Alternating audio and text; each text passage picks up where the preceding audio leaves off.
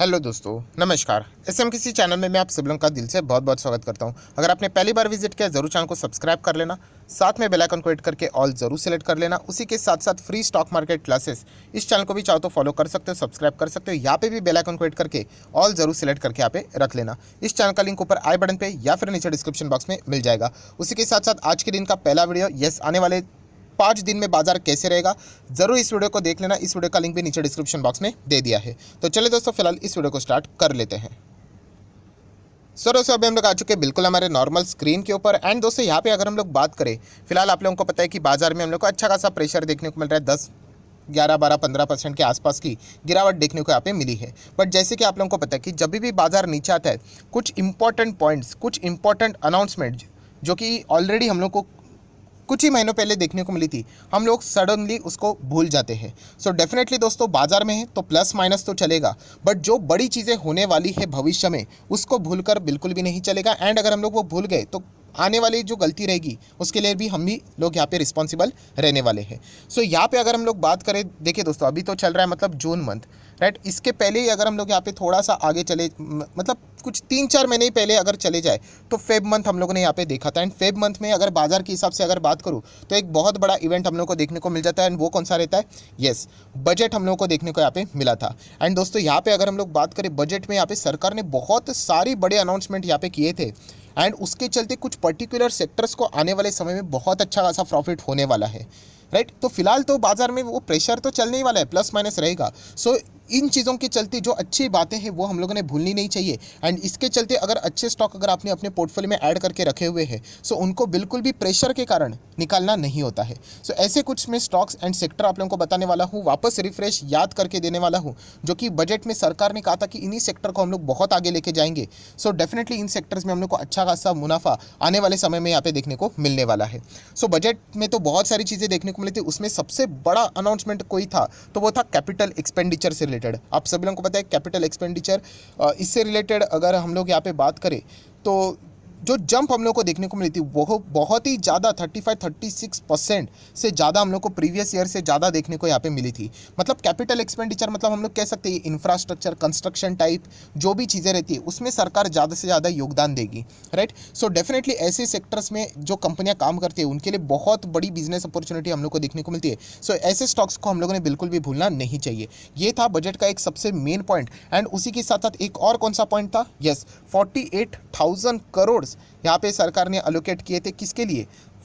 Towards, आप देख सकते हैं 80 lakh houses under the prime minister Awas Yojana, right. सो इससे रिलेटेड अगर हम लोग बात करें, देखिए जस्ट अभी अभी न्यूज़ है बजट से रिलेटेड, उसके बाद तो हम लोग को रशिया यूक्रेन देखने को मिला, तो हम लोग ये सारी चीज़ें भूल गए। सो बिल्कुल भी इन चीज़ों को भूलना नहीं है दोस्तों। इसके चलते 2 सेक्टर्स एंड कुछ स्टॉक्स बहुत ही ज़्यादा अच्छा खासा परफॉर्मेंस यहाँ पे कर सकते हैं, वो मैं आप लोगों के सामने यहाँ पे रखने वाला हूँ। कोई रिकमेंडेशन नहीं है, बट जरूर आप चाहो तो इनको भी यहाँ पे स्टडी कर सकते हो। तो सबसे पहले जैसे मैंने आप लोगों को यहाँ पे बताया कि प्रधानमंत्री आवास योजना के तहत यहाँ पे जो छोटे छोटे घर रहते हैं, राइट, उन ऑब्वियसली कोई भी डायरेक्टली घर खुद से पूंजी से खरीदता नहीं है, फाइनेंस की ज़रूरत पड़ती है। सो फाइनेंस वाली कंपनी जिसके नाम में ही हम लोग को आवास देखने को मिल जाता है, सो आवास फाइनेंसियर्स, यस, ये कंपनी बहुत ही लोअर लेवल पे यहाँ पे देखा था हम लोगों ने, समवेयर अराउंड 700 के आसपास था। अभी एग्जैक्टली तो इतना याद नहीं है, बट यस, तभी मैंने आप लोगों को एक कैप्शन यहाँ पे बताया था कि यस, ये नेक्स्ट बजाज फाइनेंस बन सकता है। सो डेफिनेटली उस कंपनी में वो दाम है। ऑब्वियसली अगर हम लोग यहाँ पे बात करें तो बजाज फाइनेंस बनने के लिए बहुत ज़्यादा मेहनत करनी पड़ेगी। एंड ये देखा गया तो अभी फिलहाल अगर हम लोग बात करें तो आवास मतलब यहाँ पे होम फाइनेंस से रिलेटेड इनका ज़्यादा बिजनेस हम लोग को देखने को मिलता है। सो फिलहाल की बात करें तो बाजार में प्रेशर है, तो गिरावट तो देखने को मिलेगी। एक साल में आप देख सकते हैं कितना डाउन है, 15% डाउन देखने को यहाँ पे मिल रहा है। बट जैसे अगर हम लोग 5 साल की बात करें तो 5 साल पूरा भी नहीं रहेगा, 2018 से ही देखने को मिल रहा है परफॉर्मेंस। तो आप देख सकते हैं 165% के रिटर्न तो अवेलेबल है। सो इतना तो जरूर कहना चाहूँगा दोस्तों, एक मिड कैप क्वालिटी का स्टॉक है आवास फाइनेंसियर। अगर ये आपके पास है तो मुझे ऐसा लगता है कि आप लोग चाहो तो कंटिन्यू यहाँ पे कर सकते हो, राइट। जब जैसे मैंने आप लोगों को बताया था बीच में बहुत ही ज़बरदस्त गिरावट भी हम लोग को यहाँ पे देखने को मिली थी, तभी भी हम लोगों ने देखा था समवेयर अराउंड ऐसे 800 रुपये के आसपास, वापस 1000 के यहाँ पे भी ये आया था। एंड वापस हम लोगों ने देखा था कि क्या सॉलिड जंप दिखाई थी, 3000 को टच किया था। सो ये प्लस माइनस चलता रहता है, ये याद रखना दोस्तों। अगर आवास फाइनेंसियर है या फिर अगर हम लोग बात करें यहाँ पे दूसरा company home first finance company, ये भी अगर आपके पास है तो आप ज़रूर यहाँ पे कंटिन्यू कर सकते हो। ये जितने भी ये जो छोटे छोटे घर रहते हैं इनसे रिलेटेड जो खरीदारी करने के लिए जो फाइनेंस की रिक्वायरमेंट रहती है वो हम लोग को ज़रूर ये कंपनियां प्रोवाइड करती हुई देखने को मिल जाती है। एंड इनमें एक दोस्तों एक बहुत बड़ा एडवांटेज भी होता है। एडवांटेज कौन सा, देखिए जो छोटे लोग रहते हैं ना, राइट, उनमें जो डिफ़ॉल्ट के चांसेस होते हैं वो एज़ कम्पेयर टू द बड़े लोग कम रहते हैं, राइट। सो डेफिनेटली हम लोग यहाँ पे कह सकते हैं कि यहाँ पे आने वाले समय में इन कंपनीज़ का बिजनेस हम लोग को अच्छा ही देखने को मिलने वाला है। सो मार्केट गिर रहा है, इसलिए अच्छे अच्छे स्टॉक अगर आप लोग बेवजह निकाल दोगे तो फिर कोई मतलब की बात नहीं रहती है। अगर आप लोगों को हाउसिंग फाइनेंस से रिलेटेड ही अगर बड़ी कंपनी कोई चाहिए, ये तो छोटी कंपनी है, छोटी कंपनी मतलब यहाँ पे आप देख सकते हो छोटा छोटा बिजनेस करती है, ये तो स्मॉल कैप टाइप की कंपनी है। सो स्मॉल कैप कैसे चलते हैं ये तो आप लोगों को पता है, आवास फाइनेंशियर मिड कैप टाइप की कंपनी। बट अगर आपको लार्ज कैप चाहिए तो हाउसिंग फाइनेंस में देखा गया तो बहुत सारे लोग LIC हाउसिंग फाइनेंस ट्राई करते हैं,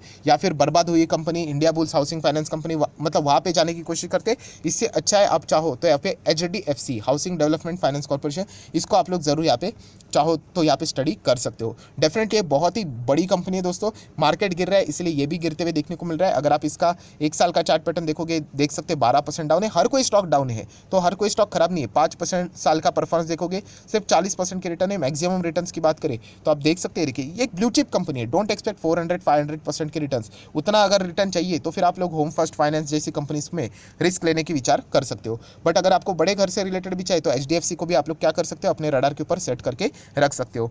देन दोस्तों अगर हम लोग बात करें हाउसिंग फाइनेंस से रिलेटेड जितनी भी बातें थी, आवास प्रधानमंत्री आवास योजना से रिलेटेड कौन सी कंपनी को फायदा मिलेगा वो तो मैंने आप लोगों को बता दिया। नेक्स्ट अगर बात करें कैपिटल एक्सपेंडिचर कैपेक्स की बात करें तो इससे रिलेटेड कौन कौन सी कंपनीज, तो ऑब्वियसली कंस्ट्रक्शन टाइप जैसे मैंने आप लोगों को बताया, इंफ्रा टाइप तो लार्सन एंड टूब्रो। अभी L&T भी अगर देखा गया दोस्तों, डोंट एक्सपेक्ट 300 400 500 1000% मिलेंगे। ये एक ब्लू चिप कंपनी है, बहुत ही बड़ी कंपनी है। जैसे मैंने कहा कि कुछ कंपनियां रहती है जैसे कि विप्रो, अल्ट्राटेक सीमेंट, या फिर अगर मैं बात करूँ लार्सन एंड टूब्रो, या फिर मैं बात करूँ ITC, ये ऐसी कंपनीज है बहुत ही स्लो चलती है। इनको आप लोग चाहो तो लो बीटा स्टॉक भी बोल सकते हैं। इनमें रिस्क कंपैरेटिवली लो रहता है। आप देख सकते हैं यहाँ पे धीमे धीमे करके इनकी चाल हम लोग को देखने को मिल जाती है। ये कोई बर्बाद कंपनी नहीं है, कोई ख़राब कंपनी नहीं है, बट येस इनका जो परफॉर्मेंस है वो बहुत ही स्लो एंड स्टेडी यहाँ पे रहता है। सो L&T जरूर अच्छा खासा परफॉर्मेंस आने वाले समय में दे सकते हैं। अगर आपके पास है तो आप जरूर कंटिन्यू कर सकते हो। पेशेंस रहेगा तो ही आप इसके बारे में विचार करना, वरना बाद में आपको तकलीफ हो सकती है। देन बात करेंगे दोस्तों ग्रिंडवेल नॉर्टन। येस अगर देखा गया तो इसमें ये एक अच्छा खासा काम करने वाली कंपनी है। एंड इसमें अगर देखा गया तो रिटर्न्स भी बहुत ही कमाल के देखने को मिल जाते हैं। एक साल में 43% रिटर्न्स, नॉट बैड। उसी के साथ साथ 5 साल की बात करें तो आप देख सकते हैं 329% के रिटर्न। बट ये कोई एक दिन में नहीं बनते, उसके लिए उतना पेशेंस यहाँ पे होना चाहिए एंड कंपनी की स्टडी होनी चाहिए। सो ग्रिंडवेल नॉर्टन जैसी कंपनियां भी अगर आपके पास है तो जरूर आप लोग यहाँ पे कंटिन्यू करने का भी विचार यहाँ पे कर सकते हो। देन अगर आपको बहुत बड़ा रिस्क लेना है तो आप HG इंफ्रा इंजीनियरिंग लिमिटेड, इस कंपनी को भी यहाँ पे मतलब खरीदने का विचार कर सकते हो। अगेन कह रहा हूँ दोस्तों, ये सारी चीज़ें स्टडी करनी होती है। मैं आप लोगों को रिस्की स्टॉक यहाँ पे सिर्फ बता सकता हूँ। अभी ये कंपनी देखोगे तो एक स्मॉल कैप कंपनी है, बहुत ही छोटी कंपनी है, केवल 3 से 3.5 हज़ार करोड़ का मार्केट कैप है। सो रिस्क तो बहुत रहेगा यहाँ पे, खराब नहीं है। जस्ट अभी अभी हम लोग को एंट्री इनकी देखने को मिले बाजार में, तो ज़्यादा इन्फॉर्मेशन भी नहीं है। 2018 से आप देख सकते हो लगातार गिर रहा था, देन अच्छा खासा कमबैक, देन वापस गिरावट, ये तो चलता रहता है। बट येस इस कंपनी में भी वो काबिल थे जो कि आप लोग अगर यहाँ पे तलाश कर रहे हो तो अच्छा खासा परफॉर्मेंस यहाँ पे दे सकता है। सो वीडियो बनाने का मेन ही मकसद यही था दोस्तों कि ये जो चीज़ें हम लोगों ने कुछ समय पहले यहाँ पे देखी थी, किससे रिलेटेड, जैसे मैंने आप लोगों को बताया बजट से रिलेटेड। एंड ये सारी चीज़ें लॉन्ग टर्म के लिए होती है, इन्वेस्टर के लिए इंपॉर्टेंट रहती है, राइट। ट्रेडर लोग एक छोटा सा फायदा उठाकर निकल जाते, बट एक इन्वेस्टमेंट के हिसाब से बात करें, ये दो इंपॉर्टेंट चीज़ें हम लोग को लॉन्ग टर्म में बहुत अच्छा खासा फायदा देते हुए देखने को यहाँ पे मिलने वाली है।